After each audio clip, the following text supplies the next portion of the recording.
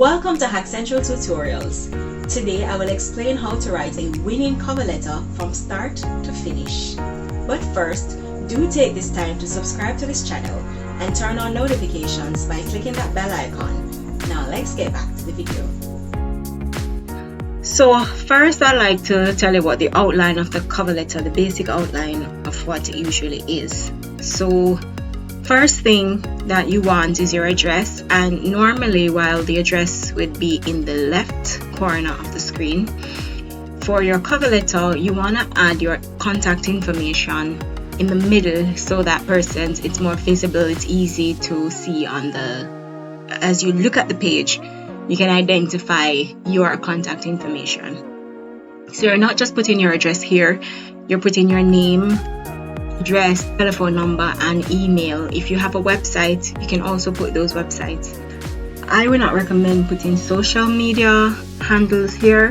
There's a space for that on your resume, but here's just basic contact information, the information that they need to contact you should they have any questions or they want to call you in for an interview.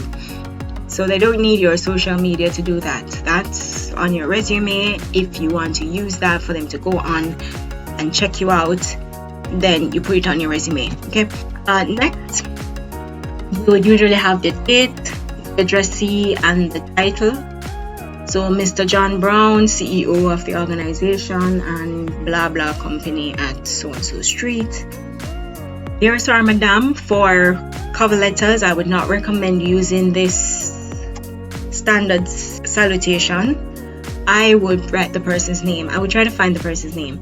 If you can't, because some organizations don't like giving that out for who you're sending the resume to, which happens, then you can just write a Dear Sir or Madam because they don't want to give you the information anyway.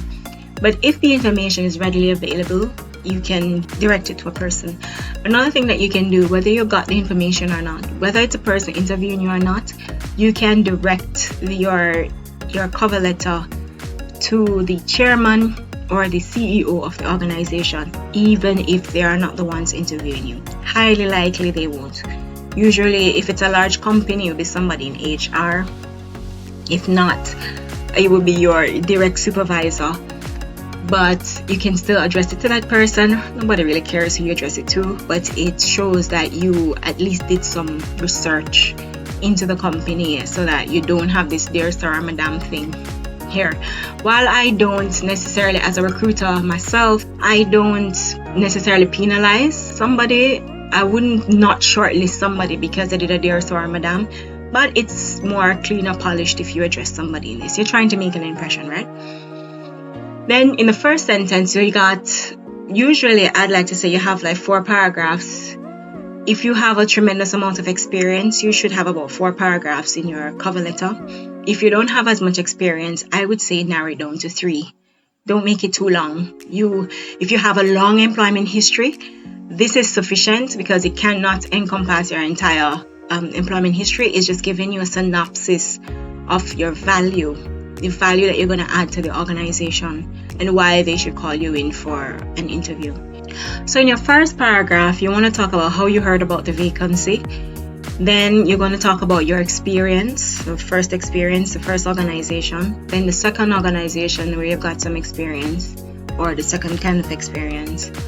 And then this is optional, but you can add like personal values or your personality summary, which I'll explain later. Have a closing sentence, it looks nice and polished, and your salutations and signature. Now what I have here is a cover letter for a client, but I have changed the names and some of the details about it. But this is her finished product, and we're going to discuss what she did in the letter and how you can also structure the letter. It's a very good example of how you can structure the letter. But obviously it's a client letter and there are a few mistakes. So we're going to point these out. So this person is Samantha Wright. We have her address, telephone number with the area code, and email, which is clearly labeled telephone and email. Now while we know what a number looks like and an email looks like, some people choose not to use this, or you could use the symbols instead.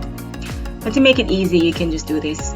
and it just makes the thing more legible. And you can see that she has it in the center, so as you open the resume folder or you look at the cover letter, you know immediately where to find her contact information or what her name is. And then there's a date of when you wrote the letter and the person it's sent to. Now obviously she said here, dear Mrs. Smith, but she didn't have the Mrs. Smith at the top. Usually you would have the Mrs. Antoinette Smith or Sandra Smith or whatever, principal, the name of the organization, and the address. So this is a little error, but it could also mean that she didn't have the first name of the person. You could also put a Mrs. Smith up here, but this is fine. I don't think anybody's going to penalize you for that. I don't penalize people for this, but it would be more polished if she had had the Mrs. Smith above the principal here, right? So that's number one. So as we see, we have the address, the date, the address, the title, company's address, and the salutation. Now the first line is about where you heard about the vacancy. So I would like to apply for the post of Class 3 teacher as advertised in the Sunday Gleaner on September 26, 2021. So she's telling you the post that she's applying for and where you saw the ad. Of course, if it was in the classifieds, then you say the online classifieds, or if it was a website, you'd put like the job website, glassdoor.com or whatever. So then she has some experience, not a lot, but she has worked at 2 different places. So she's giving you a synopsis of what she has achieved at these 2 companies. So when you're writing your experience, you want to first say where you had the experience from. But if it's a general place where you've had the experience at several places, you can just write the title of the experience, like for example office manager. But I would recommend using some sort of storytelling, some narrative, and showing proudly that you've worked for an organization. So you want to call the organization by name, because in this you're representing yourself as well as the organization, because then they can go through your resume, saw that you did this, and when they're confirming your employment history, when they're calling back your old companies to say, hey, I've got an application about so and so, did she really work there? She said she did that, whatever. Then it's good to have the organization's name in it, so that when they're doing their background checks, that it would be easy for them to get the proper background, right? So I'd recommend putting the name of the place, even though you have had the experience in several different places. So her narrative is just for kids. And at Just for Kids, what did I do? I understood the value of experiential learning, and so facilitated trips with 20 children to Port Royal last year. They learned from their environments without me prompting them, and with fascination. I found that motivation to learn is high in an engaging environment, and since then, I aim to recreate this in the classroom. I would bring photos and souvenirs to class to teach history, social studies, and about their culture and traditions. So we see here that she's talking about a thing that she did, which is good. So she had experience in planning and carrying out a field trip. So she did a project. So she can see here that she has some project management experience. She also learned from the experience. So she showed that she has gained a skill, and she has not only gained a skill, which is perhaps project management, but she also saw the benefit of something that she could use to improve her teaching abilities, which would make her different from other teachers. So she learned from her teaching experience. So now down to her second experience is at another school, because she's a teacher, right? So now she had experience as a primary school teacher, but now she's showing that she had some college experience. So at Kingston College, I developed a love for children. Having worked around teenagers for so many years, I have found that I'm fascinated by the way they think and seek to understand them better. Whenever I am with the younger ones, this outlook has helped me to bring the learning material in a way that they can appreciate on a very deep level, emotionally and intellectually. My passion for teaching and my love for children energizes me and motivates me to continue doing this with all my classes. So here she's saying she's doing two things.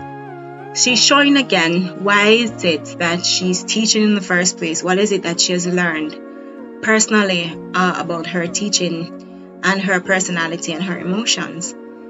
So she's showing that she has insight into her personality and emotions, that she's introspective, and she seeks ways to improve her teaching skills in the whichever environment that she's in. And she realized why is it that she was passionate about doing what she's doing. Now she's also showing that even though she's applying to the post of Class 3 teacher, which is a primary school position, she's also showing that she has primary teaching experience and secondary teaching experience. So she's had experience working in the first paragraph, working with young children, and in the second paragraph, working with older children, teenagers. Right? People who know me, and this is where the third paragraph is, where you talk about personal values or personality summary. People who know me say that I am easy to talk to, often experience, and love learning new things. And of course, you want to end with a closing. Thank you in advance for your kind and favorable consideration, and I look forward to meeting you soon. And then your salutation and signature. Yours faithfully. And I would say if it's to a person that you know the name, you want to use yours faithfully or yours truly. And if you don't know the person's name, like you had addressed it to a dear sir or madam, then you'd use yours sincerely. And then you have a place for your signature and then your name. Now, if you're sending this electronically, I will advise signing it, scanning it in a very good scanner, like a real scanner, not your phone, and attach it to the email. Or you can actually create an electronic signature by just signing on a sheet of paper with a marker. You can use one of those Sharpie markers. Sign very largely so that the resolution is very good, so that when you're shrinking and expanding it, then the resolution is very good. So very big on a sheet of paper. Scan that and then crop it down, and then you can save it as a JPEG or PNG file, and then you can just shrink it into here in your cover letter, and then you can PDF it and flatten everything.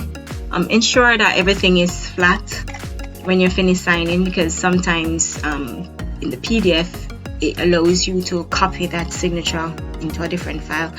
But usually I don't use my official signatures for cover letters, to be honest. It looks nicer because it's signed, but for security reasons, I don't use the same signature that I would use on my formal documents like my passport or my bank account things, right?